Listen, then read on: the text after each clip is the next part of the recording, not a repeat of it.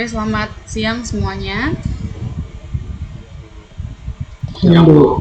Ya, kembali lagi kita di mata kuliah Audit Sistem Informasi. Kali ini pertemuan 7 ya dengan materi prosedur audit sistem informasi dan teknologi informasi. Ya, jadi kita sudah di pertemuan terakhir sebelum UTS. Seharusnya pertemuan ini dilaksanakan pada hari Rabu tanggal 28 nanti, tetapi karena ada cuti bersama, maka kita melakukan kuliah pengganti pada hari ini.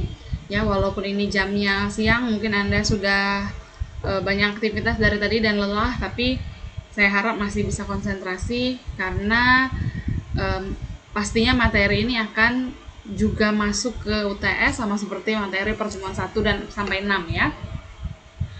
Nah, pokok bahasan kita hari ini yaitu yang pertama tahap di dalam audit SITI, tahapannya, kemudian teknik audit SITI, kemudian jadwal audit. Ya, jadi ada 3 pokok bahasan utama yang akan kita bahas pada pertemuan kali ini. Nah, ini tahapan. Tahap-tahap di dalam audit SITI yaitu yang pertama ada tahap pengumpulan bukti. Ya, jadi pertama yang pertama adalah sosialisasikan tujuan audit. Nah, jadi sebelum kita melakukan audit, silakan disosialisasikan kepada teraudit atau kepada auditi bahwa kita akan melakukan audit, kemudian apa tujuannya dan bagian apa yang akan diaudit. Jadi seandainya ada 10 bagian, 10 unit di dalam sebuah organisasi, maka mungkin hanya beberapa unit yang akan diaudit. Kemudian silakan diberikan informasi pengumuman kepada pihak yang akan diaudit tersebut ya, masing-masing unit apa saja yang akan diaudit.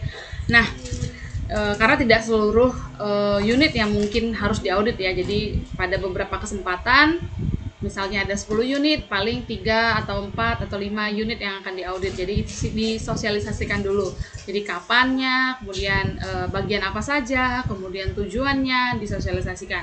Kemudian selain mensosialisasikan tujuan, juga dikasih tahu tujuan dan waktu, juga diberitahu berapa orang yang akan mengaudit, timnya siapa saja ya. Nah, jadi diinformasikanlah segala sesuatu informasi yang berhubungan dengan audit yang akan dilaksanakan. Jadi ini baru berhubungan dengan memberitahu ya. Kemudian yang kedua, buat guideline-nya atau panduannya, yaitu daftar pengecekan berdasarkan framework apa yang digunakan untuk mengaudit. Nah, jadi sesuai dengan framework yang digunakan. Kemarin minggu lalu kita sudah bahas ada banyak framework audit SITI yang bisa digunakan. Ada banyak framework tata kelola SITI.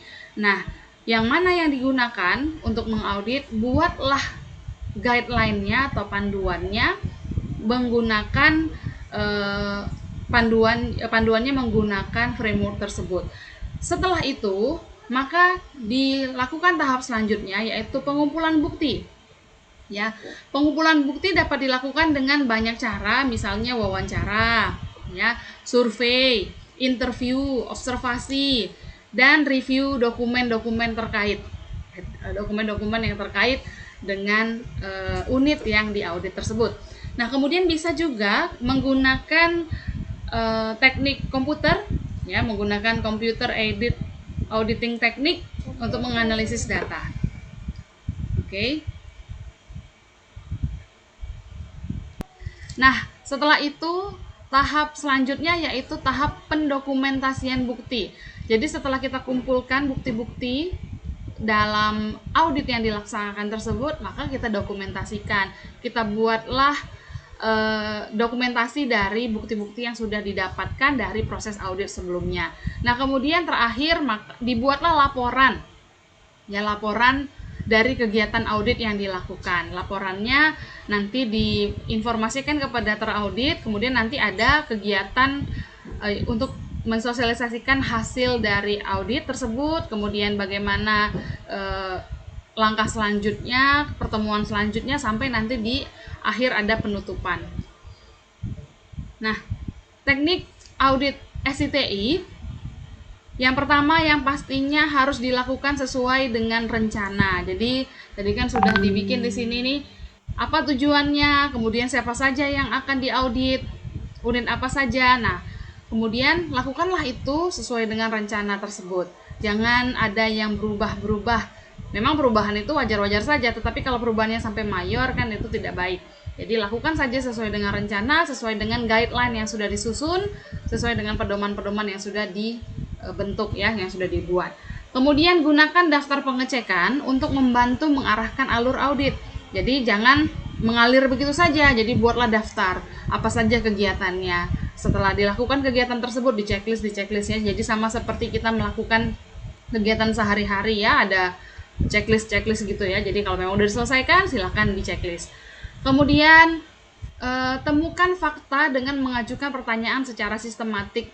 Ya, jadi kita mencari fakta-fakta yang ada pada unit yang diaudit tersebut dengan cara bertanya, dan pertanyaannya juga harus kita susun sedemikian rupa secara sistematik. Sistematik artinya ada urutannya ya. Jadi jangan kita nanyanya itu terlalu random, terlalu acak, terlalu tidak punya arahan ya. Jadi pertanyaannya kita buat bagus, misalnya dari pertanyaan umum kemudian menuju pertanyaan-pertanyaan khusus ya, jadi ada alurnya. Kemudian cocokkan temuan-temuan fakta dengan bukti-bukti di lokasi. Jadi kita tidak boleh langsung percaya kepada teraudit atau orang yang diaudit. Tidak boleh kita dia menjawab seperti ini kemudian kita percaya begitu aja ya, tidak seperti itu. Tetapi kita harus mencocokkan hasil temuan-temuan yang sudah kita dapatkan dari proses audit dengan bukti-bukti yang ada di lokasi. Oke, sampai di sini apakah bisa dimengerti, bisa dipahami, cukup jelas? Ya, ada pertanyaan? Sampai sini ada pertanyaan? Belum. Oke, kita lanjut.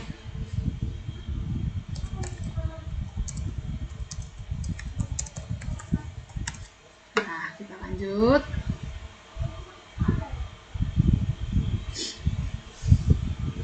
Nah, kemudian sebuah audit itu harus ada jadwalnya ya. Nah, jadwal audit itu kita siapkan agar rencana kita itu berjalan dengan baik sesuai dengan rencana. Jadi ada penjadwalan. Misalnya tadi ada 10 unit, kemudian 5 unit jadi teraudit. Maka kita buat jadwalnya unit 1, 2, 3, 4, 5 yang diaudit itu kapan saja waktunya, kemudian siapa saja tim auditornya, kemudian segala sesuatu dijadwalkan dengan baik ya supaya rapi. Nah, ini disusun, sebuah jadwal ini disusun agar rencana itu sesuai ya, jadi agar sesuai dengan lingkup setiap auditnya. Kemudian jadwal juga harus mencakup semua aspek pekerjaan dalam lingkup audit. Ya, jadi dari A sampai Z semuanya terlingkupi. Kemudian frekuensi audit itu tergantung pada status dan kepentingan audit. Jadi audit itu kadang-kadang dilakukan mungkin ada yang 3 bulan sekali, ada yang 6 bulan sekali, ada yang 1 tahun sekali, bahkan ada yang 5 tahun sekali. Ya, jadi tergantung dengan status dan kepentingan audit. Contohnya kayak akreditasi ya, akreditasi itu kan termasuk untuk menentukan sebuah kampus memiliki akreditasi A, B, atau C, dan seterusnya. Itu kan dilakukan kegiatan-kegiatan yang ya audit lah, bisa dikatakan itu kegiatan audit. Nah, mereka kegiatan akreditasi ini dilakukan selama atau dalam periode 5 tahun sekali saja. Ya, jadi lama sekali, selama 5 tahun baru dilakukan. Nah, itu frekuensinya ya. Tapi ada yang dilakukan 1 tahun sekali ya, ada yang dilakukan tapi bukan akreditasi ya, misalnya kayak di MDP misalnya kita ada sertifikasi ISO 9001 manajemen mutu, itu ya beda periodenya. Kemudian ada mungkin audit internal. Nah, mungkin audit internal lebih cepat lagi. Kalau yang tadi kan saya sebut itu eksternal, melibatkan pihak luar. Nah, kalau yang di internal di MDP 1 semester 1 kali ya. Jadi frekuensinya itu tergantung dari tingkat kebutuhan, tingkat kepentingan, dan statusnya. Nah, ada juga yang mungkin perusahaan lain dilakukan mungkin 2 bulan sekali. Jadi tergantung ini masing-masing ya, organisasi masing-masing. Kemudian jadwal harus diinformasikan sebelumnya kepada teraudit. Ya, teraudit itu adalah orang yang akan diaudit, unit yang akan diaudit. Jadi jangan tiba-tiba datang. Kalau tiba-tiba datang namanya bukan audit, tapi namanya investigasi. Ya, sidak namanya ya. Nah, inspeksi mendadak gitu ya. Nah, jadi bukan kayak gitu. Jadi audit ini memang benar-benar kegiatan yang terencana. Ya, tidak boleh tidak boleh kita sembarangan datang ya, seperti sidak atau kalau istilah di kriminal OOT ya, atau apa ya, operasi tangkap tangan, OTT ya. Nah, jadi bukan kayak gitu ya, tapi memang benar-benar ada penjadwalan yang disusun dan sudah diketahui sebelumnya oleh pihak yang akan diaudit. Nah, dari tadi kan saya ada menyebut istilah teraudit. Nah, kalian saya rasa nyimak ya, teraudit itu apa ya? Ada saya menyebutkan audit, auditor, teraudit, auditi. Teraudit itu apa ya?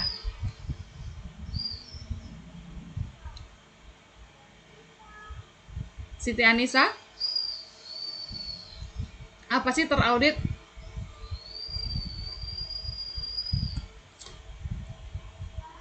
Hai, hilang suaranya, nggak ada ya? Apa teraudit? Egi?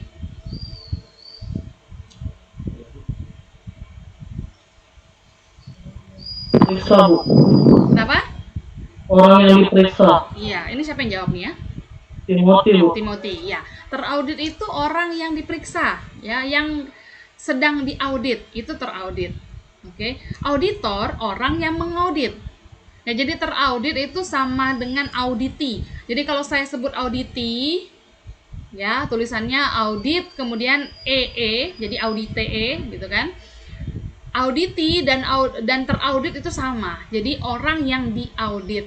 Sedangkan yang mengaudit atau yang memeriksa adalah auditor. Ya, jadi jangan salah ya. Bukan editor ya. Waktu itu saya pernah dengar beberapa mahasiswa nyebutnya editor ya, nggak ada, bukan mengedit ya. Jadi mengaudit bukan mengedit. Nah, jadi auditor adalah orang yang bertanya, orang yang mengaudit, orang yang memeriksa, sedangkan auditi atau teraudit adalah yang diaudit. Kan berarti terkena audit dia. Nah, kemudian di dalam audit itu kan pertama ada pertemuan pembukaan. Sebelum melaksanakan kegiatan auditnya, dilaksanakan dulu pertemuan pembukaan namanya ya, yang dipimpin oleh ketua tim auditor. Tujuannya adalah memperkenalkan tim audit kepada manajemen teraudit. Jadi misalnya sebuah tim auditor dipimpin oleh Timothy, beranggotakan Trendy Halim dan Jessica Lee, ada 3 orang berarti, maka si ketuanya Timothy akan membuka pertemuan tersebut dan memperkenalkan teman-temannya atau rekan-rekannya.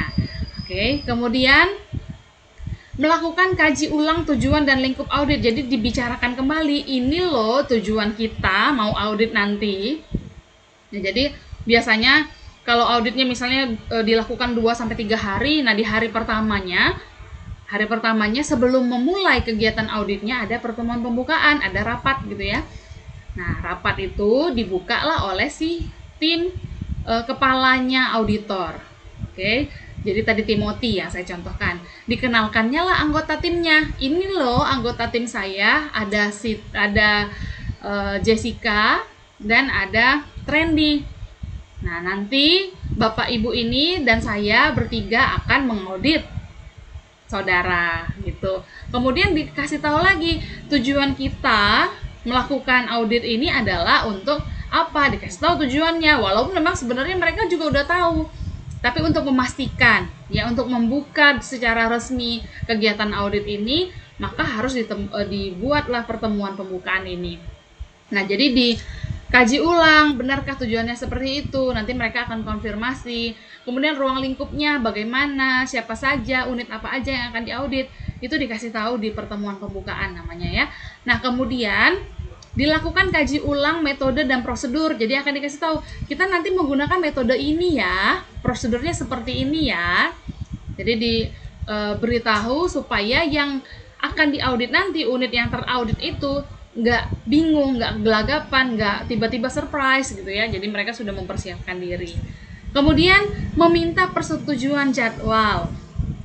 Ya, jadi seandainya auditnya dilakukan 2-3 hari, maka seandainya ada 5 unit yang akan diaudit, setelah pertemuan pembukaan yang diaudit adalah unit A oleh Ibu Jessica gitu misalnya. Kemudian setelah jam makan siang nanti unit B dilanjutkan dan seterusnya sampai ke hari kedua, sampai ke hari ketiga itu biasanya adalah laporan hasil audit sama penutupan. Nah, jadi pas di awal ini kasih tahu jadwalnya seperti ini, unitnya yang akan diaudit ini, metodenya seperti ini, prosedurnya begini, tujuannya ini, dan minta persetujuan. Pasti sih mereka setuju-setuju aja, tetapi biar resmi tetap harus diminta persetujuan mereka. Kemudian memastikan jalur komunikasi dengan pemandu dari teraudit. Ya, jadi bagaimana kira-kira komunikasinya nanti? Ya, jalur komunikasinya bagaimana? Apakah menggunakan menggunakan tulisan, menggunakan email, menggunakan atau bicara langsung, rapat. Kemudian nanti bagaimana alur komunikasinya, apakah langsung kepada teraudit ataukah melalui birokrasi tertentu ya. Jadi pastikan dulu bagaimana jalur komunikasi.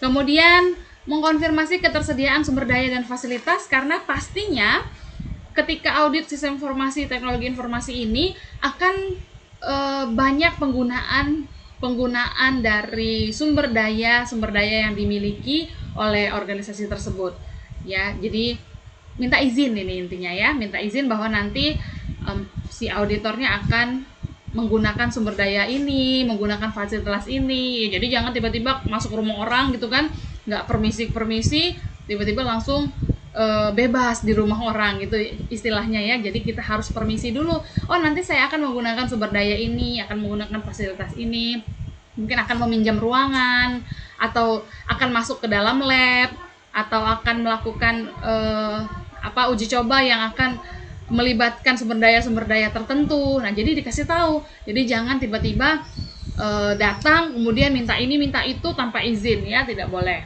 Nah, kemudian konfirmasikan kerahasiaan dari awal.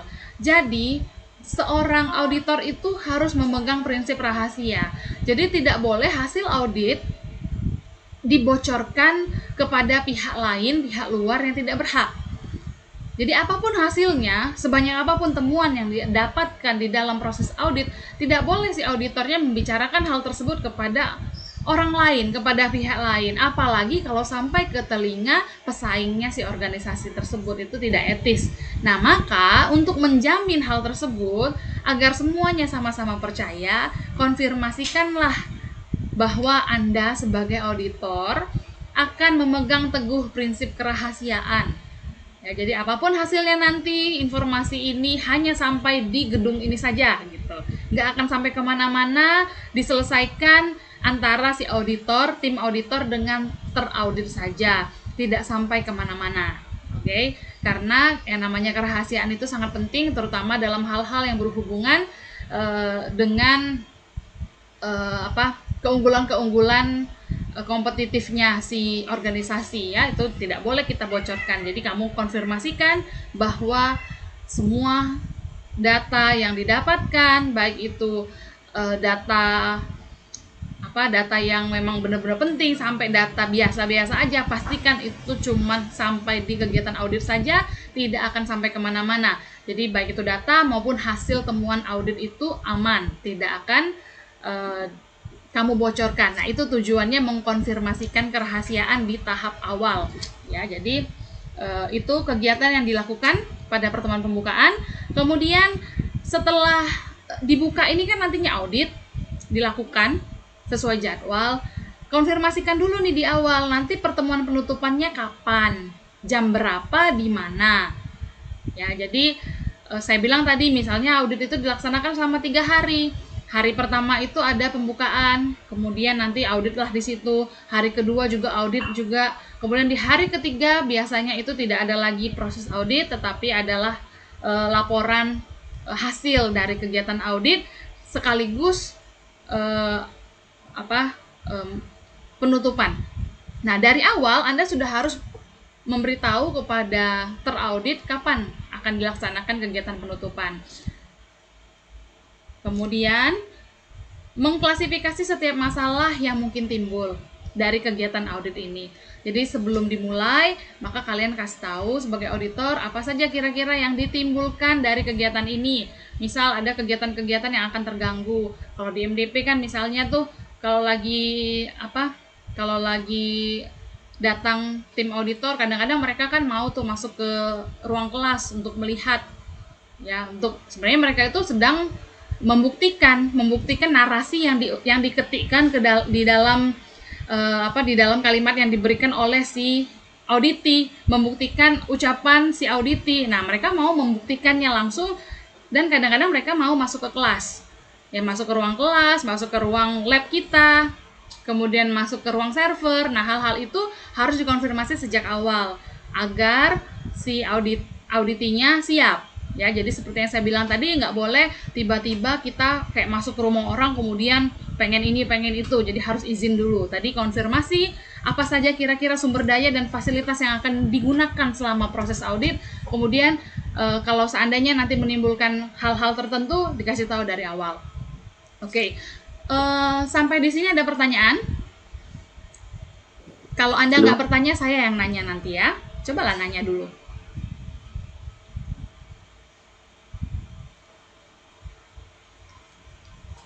Masa nggak ada yang mau nanya kamu ini? Bisa dimengerti atau nggak ngerti sama sekali? Tahu. Bisa. Nih, saya mau ngintip nih, siapa yang bicara bisa barusan? Egi ya? Tahu. Oke, Egi. Tadi siapa yang memimpin pertemuan pembukaan audit ini? Kalau contohnya Timothy, Bu. Iya, contoh saya. Tapi siapa? Si Timothy itu saya umpamakan sebagai siapa? Pimpinan, Bu. Ketua. Sebagai ketua tim auditor. Ya, jadi dipimpin oleh ketua tim auditor. Jadi ada satu orang. Tapi paling tidak kamu berarti menyimak ya sampai si Timothy juga kamu ingat. Oke. Kemudian, nah ini ada teknik dasar dari audit. Yang pertama analisis. Yang kedua observasi atau pengamatan. Kemudian yang ketiga meminta informasi. Ya, analisis bisa kita lakukan dengan wawancara. Jadi apa hasil dari jawaban si auditi ini kita analisis. Kemudian nanti mungkin kita dapatkan temuan-temuan. Ada yang udah tahu nggak arti temuannya? Kayaknya saya udah pernah bilang di pertemuan sebelumnya. Temuan itu apa ya?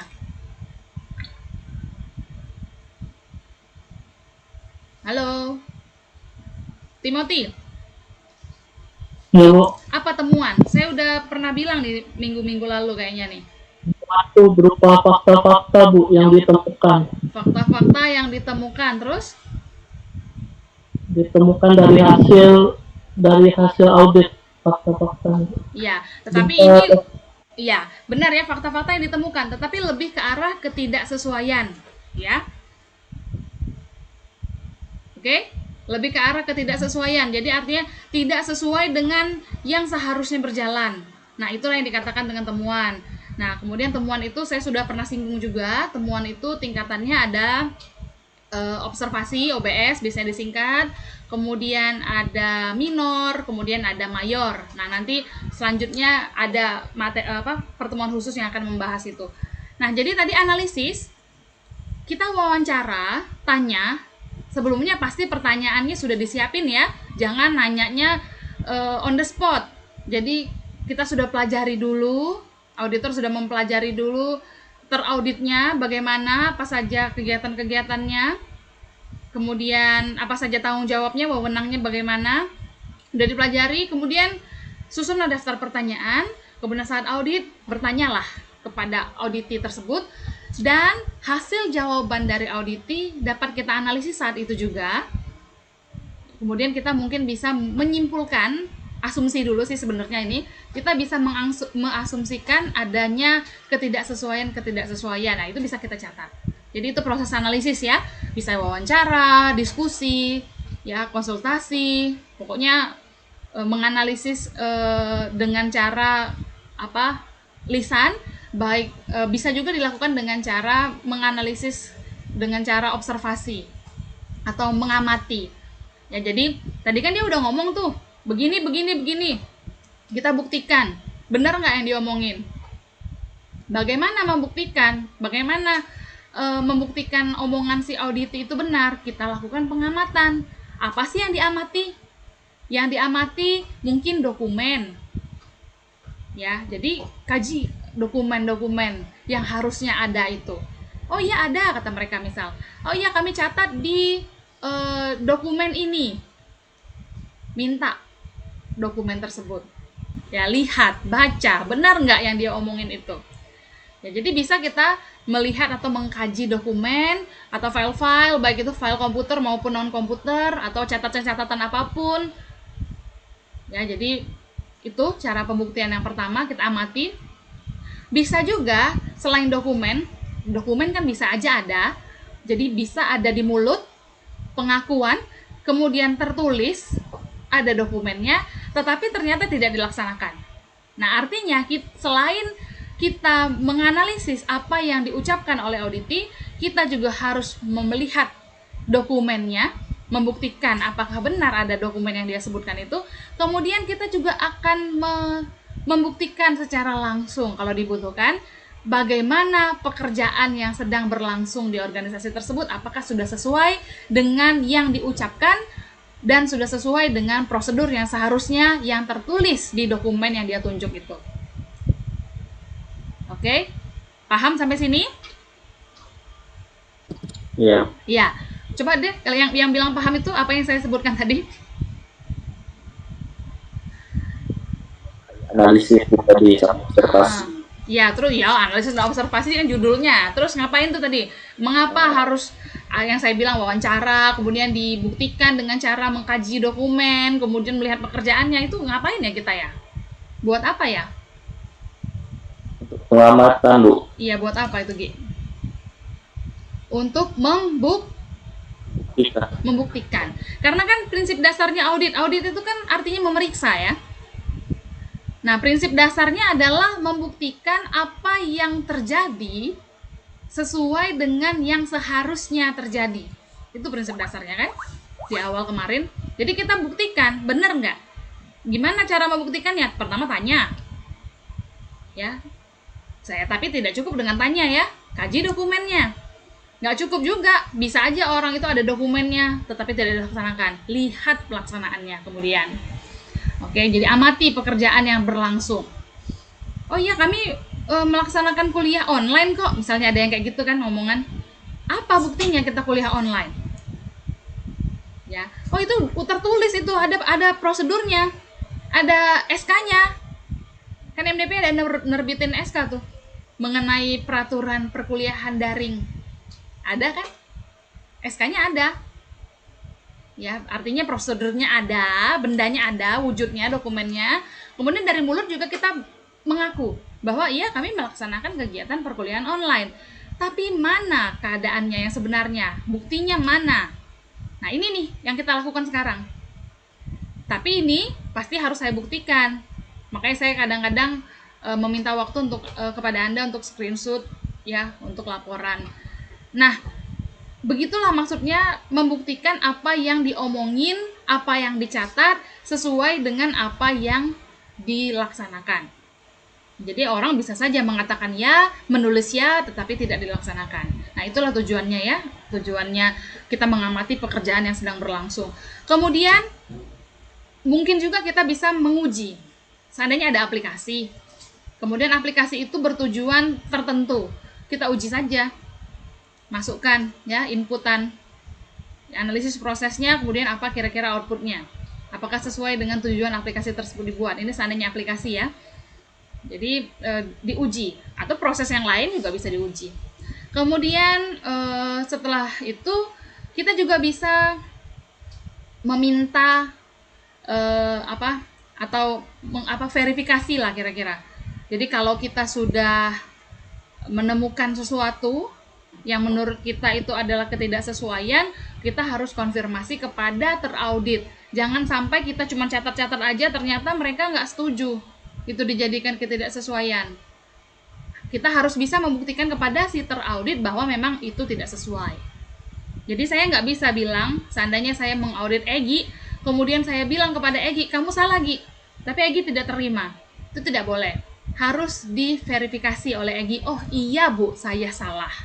Dia harus sadar, teraudit itu harus sadar bahwa memang dia salah. Bagaimana cara kita menyadarkan? Dengan cara melihat apa yang seharusnya ada, kemudian kita bandingkan dengan apa yang terjadi sebenarnya, kita catat, kemudian konfirmasi kepada mereka, ya mereka akan verifikasi kalau memang benar itu.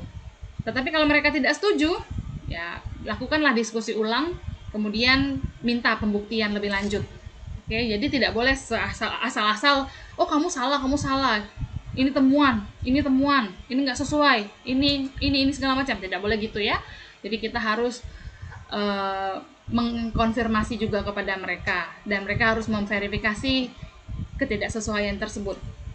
Nah, kemudian tadi saya ada menyebutkan perlunya daftar pengecekan dalam kegiatan audit. Ya, jadi gunanya ada daftar pengecekan atau checklist tadi saya sebut, gunanya adalah membantu perencanaan audit untuk memastikan audit berjalan dengan lancar. Jadi kalau ada satu kegiatan checklist yang saya bilang tadi ya, kemudian memudahkan untuk penyusunan laporan nanti, karena kita sudah melihat oh ini kegiatan-kegiatannya sudah dilakukan semua, akhirnya kita ada panduan dalam melakukan atau dalam menyusun laporan. Nah, kemudian manfaat bagi auditor adanya daftar pengecekan itu, si auditornya lebih siap, kemudian lebih hemat waktu karena sudah ada daftarnya, nggak mikir-mikir dulu. Kemudian proses auditnya bisa dilakukan secara sistematis. Kemudian sebagai catatan ya atau memorisasi. Kemudian dari catatan itu, daftar pengecekan itu dapat kita lihat sebagai gambaran yang saya bilang tadi, penyusunan laporan sebagai gambaran ya, gambaran audit, kegiatan audit yang sudah dilakukan secara menyeluruh. Nah, kemudian tujuannya dari daftar pengecekan adalah untuk komunikasi dan menjaga agar audit tetap dalam lingkupnya. Jadi ada daftarnya, itu sarana kita untuk tetap berada pada rencana yang udah ditetapkan. Kemudian supaya tidak saling salah antara audit dan auditor, apa langkah-langkah selanjutnya. Ya, jadi biar tetap ada di situ, ada di koridornya. Kemudian untuk memandu auditor tadi sudah, kemudian pada akhirnya akan membantu penyiapan laporan akhir. Nah, ini ada teknik tambahan dari audit, tadi kan teknik dasar yang 3. Nah, ini teknik tambahan. Yang pertama, mintalah pelaksana menjelaskan tahap-tahap operasional atau instruksi kerja, dan ujilah apakah pekerjaan dilaksanakan secara sesuai. Bagaimana tahap-tahap operasional atau instruksi kerja mereka, kemudian ujilah apakah sudah sesuai pekerjaannya itu dengan instruksi kerja tersebut. Kemudian ujilah pekerjaan yang sesungguhnya dilakukan dan bandingkan dengan buku manual prosedur dan instruksi kerja. Ya, intinya tuh pokoknya semua kalimatnya ini adalah memastikan kesesuaian, ya. Kemudian pilihlah salah satu proyek, ya, proyek yang ada pada unit tersebut. Ya, karena kita bahas adalah audit SITI, maka seandainya mereka punya proyek, ambil satu, kemudian cek apakah pada proyek tersebut pekerjaannya sudah dilakukan sesuai dengan kontrak. Ya, sesuai dengan perjanjian. Kemudian ujilah tuntutan atau keluhan pelanggan dan coba untuk melihat kecenderungan masalah yang terjadi. Apa kira-kira yang dituntut pelanggan ya dari proyek tersebut. Kan tadi kita udah ambil sampel sebuah proyek SI yang ada di situ yang diselesaikan oleh perusahaan tersebut. Apakah itu sesuai dengan kontrak? Kalau di kontrak itu kan biasanya membahas tentang jadwal, tentang ruang lingkup, tentang biaya. Nah, kita lihat, kemudian kita cari tahu juga bagaimana tuntutan dan keluhan pelanggan terhadap proyek tersebut. Kemudian kita juga bisa mencoba memilih satu atau beberapa dokumen untuk menguji masukan dan keluarannya dan membandingkan dokumen tersebut dengan pekerjaan yang sesungguhnya terjadi. Oke. Nah, apa saja hal-hal yang perlu dicek oleh auditor? Pertama, otoritas dan tanggung jawab. Otoritas artinya siapa yang berwenang ya, siapa yang berhak pada kegiatan tersebut, otoritas ya. Kemudian apa saja tanggung jawabnya? Misal di MDP ada beberapa unit, salah satu unitnya adalah prodi. Prodi aja ada berapa? Anggap aja prodi SI, kita ngomongin prodi kita sendiri. Nah, prodi SI dikepalai oleh siapa? Oh, oleh Kaprodi. Cari tahu siapa Kaprodinya. Kemudian apa saja tanggung jawabnya Kaprodi SI? Dilihat dari dokumen wewenang dan tanggung jawabnya. Nah, itu yang pertama ya. Jadi pastikan bahwa orang yang berwenang pada kegiatan tersebut yang ada di dokumen tersebut melakukan tanggung jawab sesuai dengan yang ada, yang tertulis di situ. Kemudian unit lain, unit di MDP aja. Apa unit kita? Misalnya biro pemasaran, ya marketing itu. Ya. Siapa kepalanya?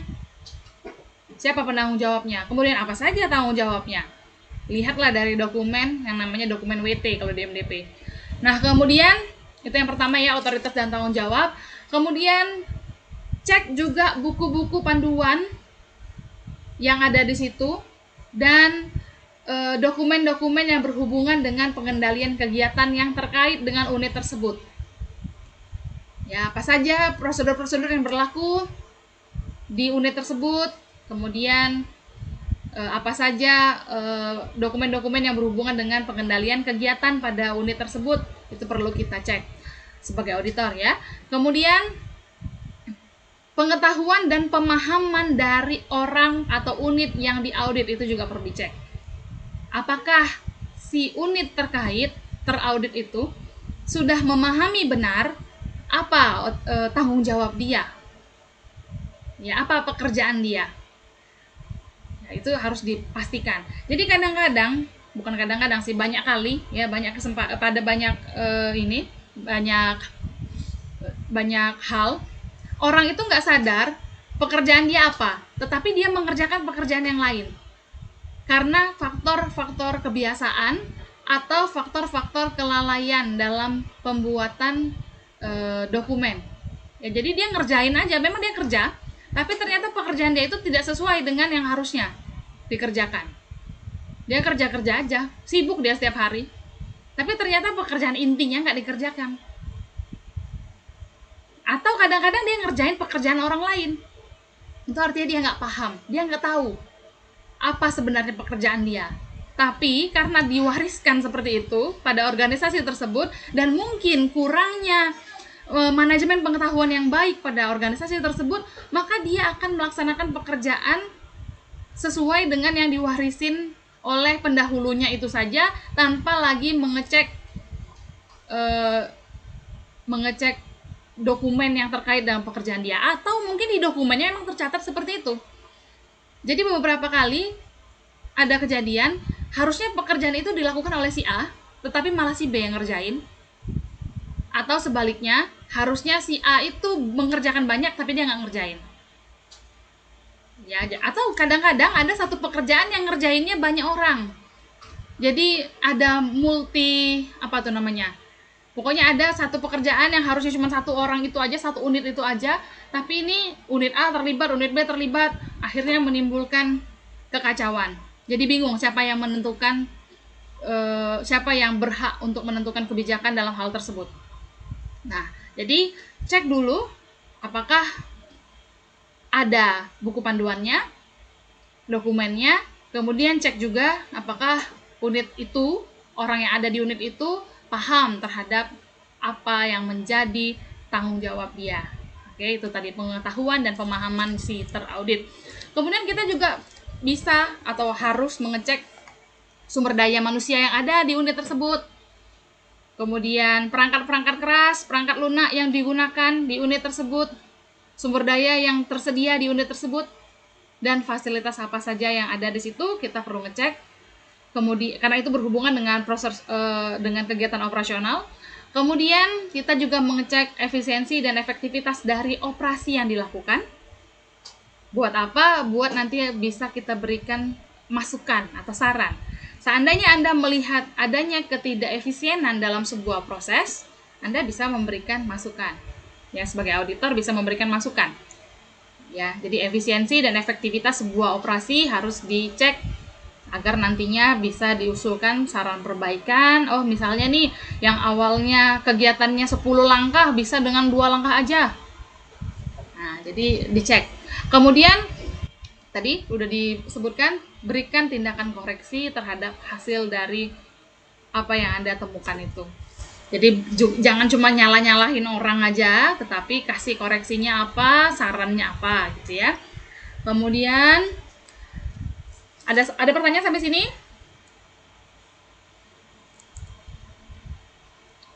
Hai.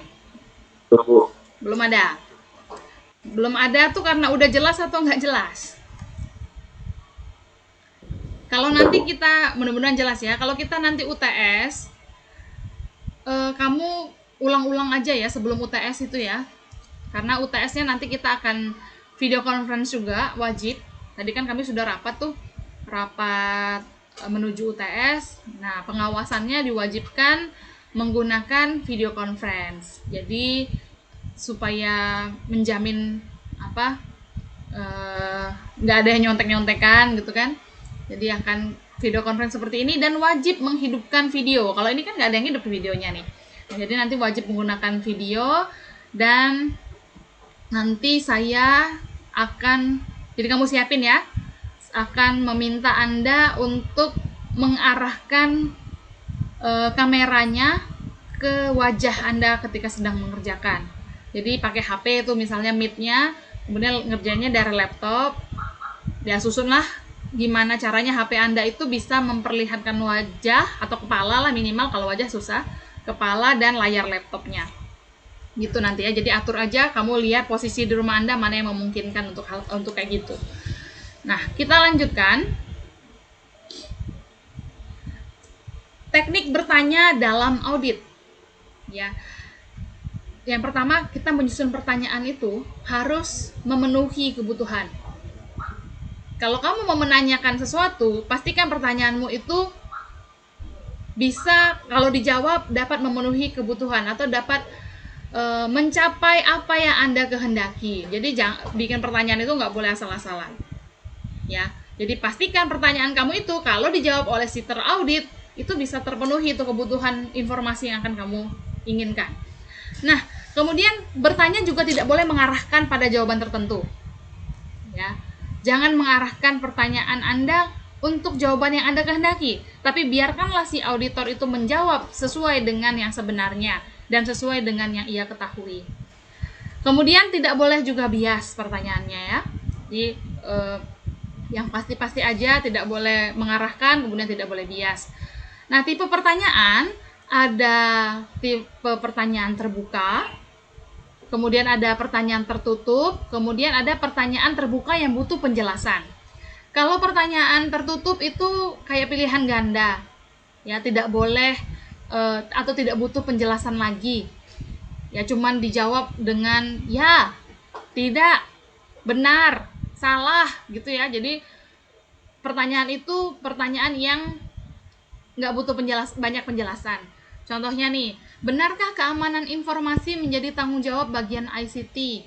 Kan dia tinggal jawab benar atau tidak. Oh tidak, gitu kan. Terus kita lanjut ke pertanyaan selanjutnya. Kalau dia jawab tidak, jadi tanggung jawab siapa? Keamanan informasi. Nah, baru dia jawab tanggung jawab si Anu. Ya, jadi benarkah keamanan informasi menjadi tanggung jawab bagian ICT? Itu contoh pertanyaan tertutup karena dia cukup jawab benar atau tidak. Atau misalnya, apakah data dari sistem masing-masing bagian dapat diakses oleh bagian yang lain? Jadi seandainya kan ada beberapa aplikasi dalam sebuah sistem informasi, kemudian masing-masing unit pegang pegang autentikasi dia sendiri, ada ininya sendiri. Nah, bagian lain bisa mengaksesnya atau tidak? Kan dia tinggal jawab, ya bisa atau tidak gitu kan. Jadi itu pertanyaannya tipenya tertutup. Nah, kalau pertanyaan terbuka, misalnya jelaskan mengenai prosedur pengadaan aplikasi di sini. Jadi kasih tahu, oh prosedur pengadaannya begini, harus dibuat dulu ini, melalui ini gitu kan. Kemudian nanti yang menyetujuinya adalah bagian apa. Nah, dia akan menjelaskan. Tetapi untuk membuat pertanyaan terbuka, kita juga harus mensiasati agar jawabannya si auditor ini tidak terlalu panjang tapi jelas ya, karena kalau dia jawabnya terlalu panjang habis dong waktunya, nanti nggak cukup, nanti pertanyaan selanjutnya masih banyak ya. Daftar pertanyaan kamu misalnya ada 50, kamu di pertanyaan satu aja diajak cerita kemana-mana, jadi jangan kayak gitu. Jadi boleh pakai pertanyaan terbuka untuk memberikan kebebasan kepada teraudit menjelaskan apa yang ia ketahui, tetapi jangan juga biarkan dia terlalu banyak bicara ya. Kemudian misal lagi nih, bagaimana cara Anda mengerjakan proses A? Nanti dia jelasin tuh. Tapi ingat tadi ya, tidak boleh dia berbicara terlalu panjang. Karena banyak lagi pertanyaan yang lain. Nah, kemudian kalau pertanyaan terbuka yang membutuhkan penjelasan, itu kayak bersarang. Jadi kalau udah dijelaskan, kamu tangkap inti dari penjelasan dia, kemudian Anda tanya lagi, kemudian ada lagi mungkin akan masuk lagi pertanyaan lebih rinci. Dan ini biasanya diakhiri dengan meminta pembuktian. Ya, dengan meminta pembuktian dari teraudit. Jadi dia ngomong ini, ngomong itu, kemudian kita masuk lagi lebih jauh, lebih dalam. Kemudian ada lagi clue-nya, masuk lagi sampai ujungnya kita minta bukti. Nah, tapi jangan fokus terhadap satu pertanyaan saja ya, karena saya bilang tadi daftar pertanyaannya kan banyak. Kemudian ini ada beberapa kebaikan dan keburukan dari masing-masing tipe pertanyaan. Kalau tipe yang tertutup, itu kebaikannya mudah dijawab. Karena kan tinggal jawab ya, tidak, benar, salah. Itu baik, cepat artinya dia kan, mudah dijawab, kemudian cepat. Sama kayak kalau kalian ujian pilihan ganda. Ada beberapa mahasiswa yang senang banget pilihan ganda. Karena menurut dia itu sangat cepat dikerjakan dan mudah bisa dipilih. Tetapi ada keburukan dari pertanyaan tertutup ini. Karena tidak ada pilihan lain selain ya atau tidak. Ya. Jadi nih kayak pertanyaan yang tadi kan, benarkah keamanan informasi menjadi tanggung jawab bagian ICT? Nggak ada kan jawaban ragu-ragu, jawabannya hanya benar atau tidak. Apakah data dari sistem masing-masing bagian dapat diakses oleh bagian yang lain? Bingung dia. Ini kayaknya nggak bisa dijawab ya, tapi nggak bisa juga dijawab tidak. Karena tidak ada pilihan yang lain kan, tapi terpaksa harus jawab ya atau tidak. Tapi ya pasti mereka akan menjelaskan. Oh iya sih, memang nggak bisa itu, nggak bisa diakses. Tapi nanti pada akhirnya, nah ada cerita selanjutnya. Pada akhirnya ketika sudah di aplikasi memang nggak bisa akses, tapi ketika udah dicetak, mereka bisa lihat kok. Nah, ada penjelasan. Nah, itu butuh penjelasan lebih lanjut. Nah, itulah yang saya bilang tadi, itu butuh pembuktian. Nah, kemudian keburukannya tadi harus menjawab ya atau tidak, nggak boleh menjelaskan ya. Nah, kalau tipe pertanyaan yang terbuka dan yang penjelasan tadi, itu sangat baik ketika kita membutuhkan penjelasan yang panjang lebar dan membutuhkan jawaban yang rinci dari teraudit. Tetapi keburukannya adalah kita membutuhkan banyak waktu. Ya, jadi masing-masing pertanyaan ini, baik terbuka atau tertutup ini ada keburukan dan kebaikannya. Kalau mau cepat ya baiknya tanyanya pertanyaan tertutup. Tetapi kalau pertanyaan tertutup, kita tidak banyak punya kesempatan untuk menjelaskan. Si teraudit nggak banyak kesempatan untuk menjelaskan. Kalau yang terbuka ya harus pintar-pintar si auditornya untuk membatasi si teraudit supaya menjawabnya itu sesuai dengan yang ditanyain aja, nggak usah merembet-rembet kemana-mana gitu ya, supaya nggak ngabisin banyak waktu. Nah, sampai sini ada pertanyaan? Kita sudah lumayan ya, 50 menit juga ya.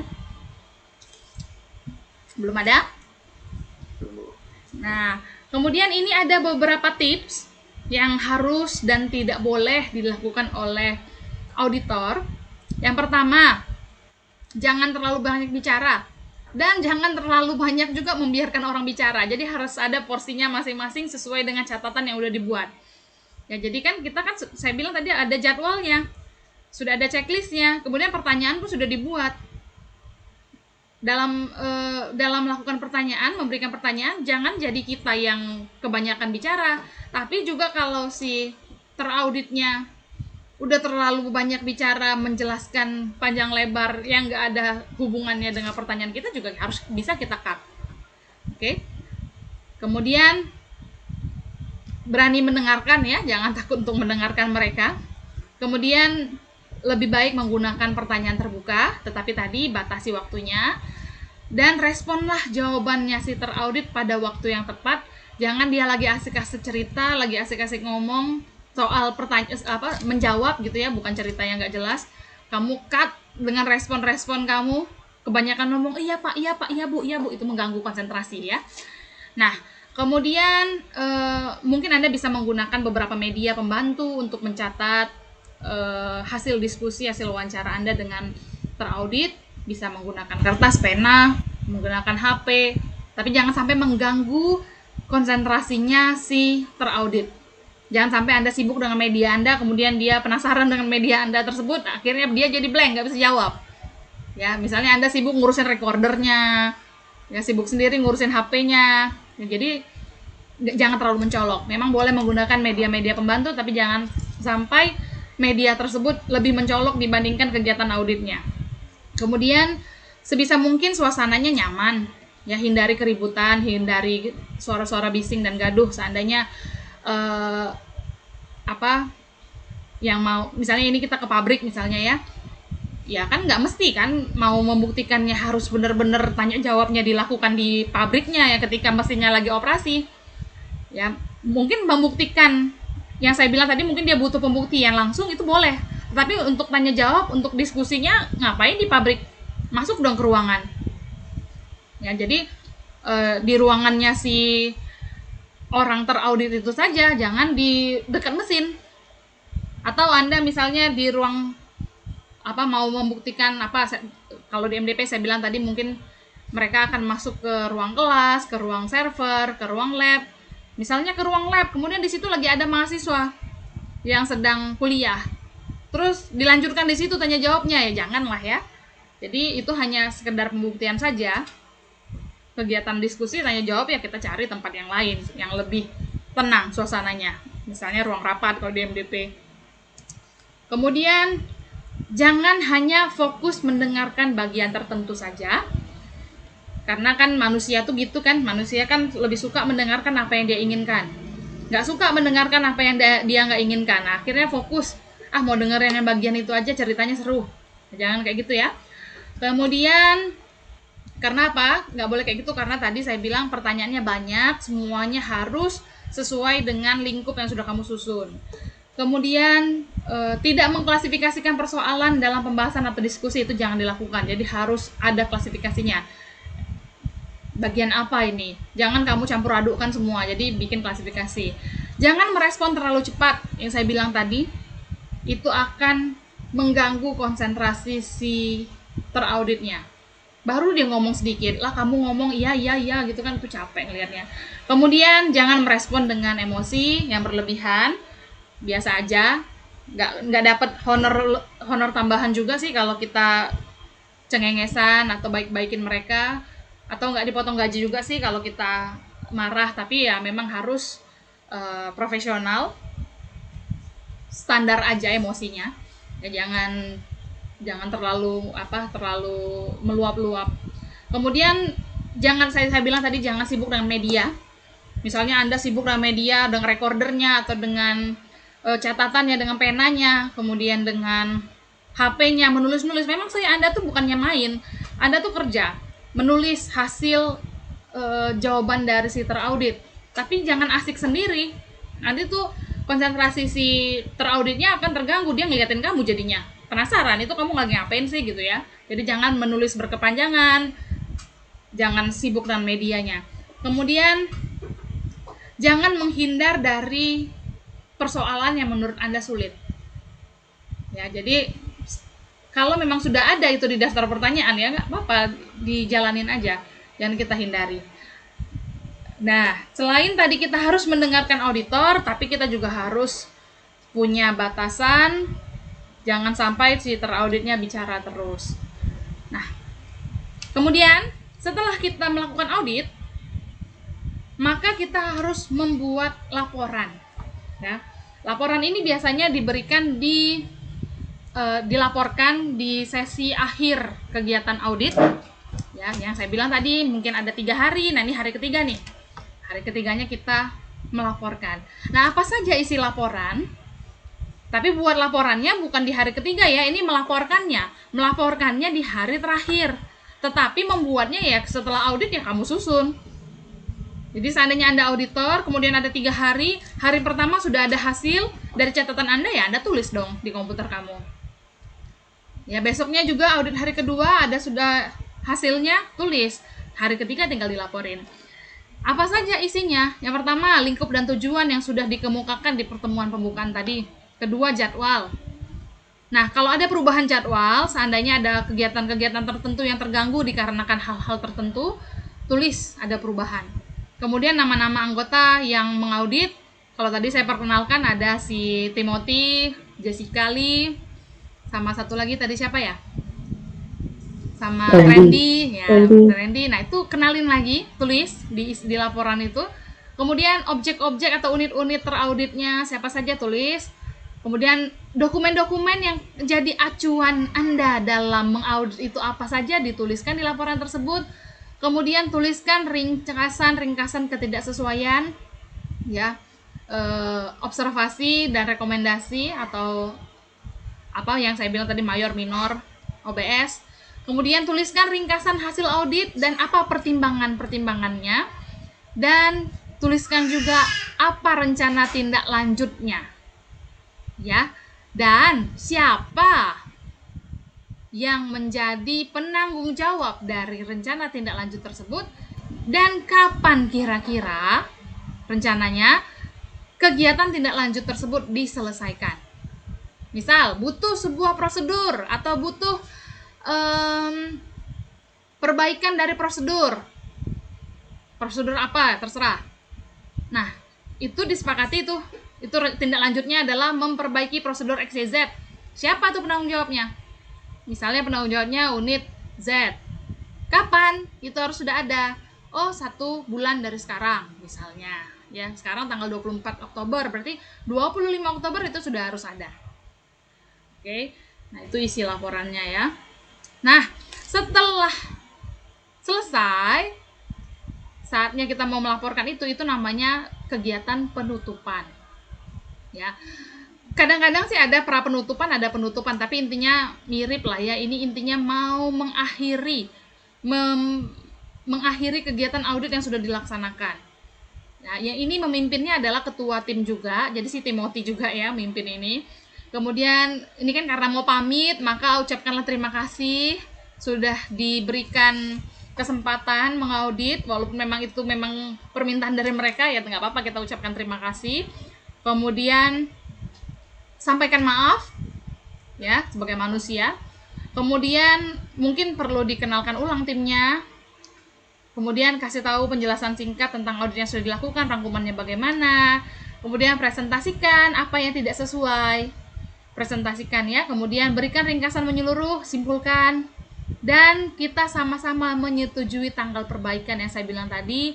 Prosedurnya harus dibuat, kemudian kapan dibuat, siapa yang bertanggung jawab, setujui. Kemudian mengulang pemeriksaan untuk sebagian yang tidak disetujui oleh teraudit, yang saya bilang tadi nggak boleh asal nyalai orang. Kalau dia tidak setuju, mungkin kita bisa melakukan pemeriksaan ulang. Ya. Kemudian menyerahkan salinan laporan ketidaksesuaian dan mencatat persetujuan yang dicapai. Sampai di sini, apakah ada pertanyaan? Ini kita tinggal 2 slide lagi. Tidak ada ya? Nah, ini sikap dan etika dari seorang auditor. Sikapnya adalah sedikit bicara, banyak mendengar. Tetapi batasin lagi, jangan sampai kita nggak punya kesempatan untuk bertanya. Etikanya, kita tidak boleh bias, seorang auditor tidak boleh bias, tidak boleh mengarahkan sebuah jawaban kepada hal tertentu, tidak boleh ambigu, dan harus profesional. Jangan mentang-mentang terauditnya adalah CS-mu, kemudian kamu memberikan kebebasan-kebebasan khusus, tidak boleh. Atau jangan karena terauditnya adalah mantan pacarmu, maka semuanya kamu anggap tidak sesuai. Ya, tidak boleh, harus profesional.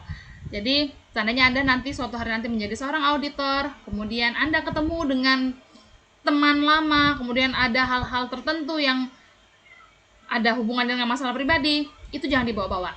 Ya, jadi harus tetap bersikap profesional. Kemudian karena di pertemuan awal tadi sudah dikonfirmasikan kerahasiaan, maka seorang auditor memang harus memiliki sikap dan etika tidak membocorkan rahasia organisasi yang dia audit tersebut kepada orang lain. Jangankan kepada saingan, kepada orang temanmu sendiri pun kamu nggak boleh kasih tahu. Yaitu cukuplah di tim audit saja, di tim auditor saja. Jadi tadi ada 3 ya, Timothy, Randy, dan Jessica ya. Cukup di antara kalian bertiga. Kemudian kalian sampaikan kepada kepada teraudit, dan setelah ditutup selesai. Nggak boleh lagi dibicarakan rahasia-rahasia tersebut di tempat lain yang bisa didengar orang gitu kira-kira. Jadi sampai di gedung itu aja. Nah, kemudian lakukanlah audit secara bersahabat. Jangan mentang-mentang Anda seorang auditor, Anda bisa seolah-olah menginvestigasi berlebihan. Ya, jadi bukan kayak gitu caranya. Jadi lakukanlah dengan bersahabat. Memang harus profesional, tetapi juga kan sebagai manusia kita bisa sebagai makhluk sosial bisa melakukan pendekatan-pendekatan yang nyaman bagi teraudit. Jangan sampai terauditnya itu takut melihat seorang auditor. Kemudian seorang auditor juga harus berpikiran terbuka. Terbuka artinya dia mau belajar. Jangan apa-apa yang ada di pikirannya itu dianggap yang paling benar. Ya, kemudian harus objektif juga. Ya, jadi tadi ya itu miriplah dengan profesionalitas, objektif, jangan karena orangnya. Kemudian realistik, melihat yang sebenarnya, dan bersikap dewasa. Nah, ini the last, tapi bukannya karena dia ditaruh di belakang jadi nggak penting ya. Nah, jadi ini perlu diingat oleh tim auditor, tidak dibenarkan mengaudit pekerjaan yang menjadi tanggung jawabnya sendiri. Ini dalam artian ini audit internal ya. Jadi sebuah perusahaan kan saya bilang ada audit eksternal, ada audit internal. Audit eksternal dilakukan oleh auditor dari pihak luar. Artinya dia memang nggak ada hubungannya dengan perusahaan kita. Tetapi kalau audit internal itu kan dilakukan oleh orang-orang dalam situ aja, oleh orang internal perusahaan. Nah, tidak dibenarkan mengaudit pekerjaan yang menjadi tanggung jawabnya sendiri. Ini kalau kami tim DMDP mengatakan ini istilahnya adalah jeruk makan jeruk, nggak boleh kayak gitu. Ya, jadi seandainya nih saya di Prodi SI, saya kan dosen di Prodi SI, DMDP, misalnya saya adalah tim auditor di AMI, audit mutu internal, kemudian saya mengaudit Kaprodi SI. Nah, itu tidak boleh. Kenapa tidak boleh? Karena bisa saja saya memiliki kecenderungan untuk membela prodi saya sendiri. Ya. Karena ada untuk menghindari subjektivitas itu, maka perlu diatur dalam audit internal tidak boleh mengaudit pekerjaannya sendiri. Oke. Demikian juga unit yang lain. Misalnya BAA, Badan Administrasi Akademik. Misalnya yang mengauditnya ya orang-orang BAA juga. Nah, itu tidak boleh ya. Nah, kemudian jangan bias. Kemudian harus memiliki pengetahuan dari topik yang ditugaskan kepada dia. Jangan sampai kita baru tahu di lapangan istilah-istilah ya, kita harus tahu. Kemudian memiliki pengalaman mengenai lokasi dan tempat audit tersebut supaya dia bisa menyusun pertanyaan, kemudian dia bisa menganalisis, kemudian nanti akhirnya menemukan temuan-temuan ketidaksesuaian jika ada. Bila perlu, libatkan pakar atau pengamat dalam kegiatan audit. Oke, apakah ada pertanyaan sampai di sini? Ini sudah selesai? Belum, Bu. Belum ada, nggak ada terus ya. Siap UTS nggak ya? Udah siap Bu. Siap ya, mudah-mudahan siap. Nah jadi UTS nanti, materi UTS adalah mulai pertemuan 1 sampai pertemuan hari ini ya. Jadi kita sebelum UTS tidak lagi ada pertemuan. Ya, jadi hari Rabu nanti kan libur tuh. Nah, kemudian nggak ada lagi pertemuan selanjutnya sebelum UTS. Nah, setelah UTS baru kita lanjutkan kuliah. Kita UTS tanggal di jadwal sih ya. Kita sesuaikan dengan jadwal yang diberikan saja. Kita UTS tanggal 4 hari Rabu itu ya, 4 November 2020. Saya ingatkan lagi, UTS-nya kita menggunakan video conference. Kemudian Anda diwajibkan untuk menghidupkan kamera. Oke, siap ya? Siap semua? Iya. Oke, nah selamat belajar, persiapan UTS. Video sudah saya upload semua kecuali yang ini sebentar lagi saya upload, mudah-mudahan tidak ada gangguan jaringan. Jadi Anda bisa mengulang-ulang materinya dari pertemuan 1 sampai pertemuan hari ini yang ke-7. Kemudian dari situlah nanti materi UTS kita saya buat. Oke, sampai ketemu lagi saat UTS nanti. Selamat melanjutkan aktivitas. Selamat sore. Sore Bu. Sore Bu. Sore Bu.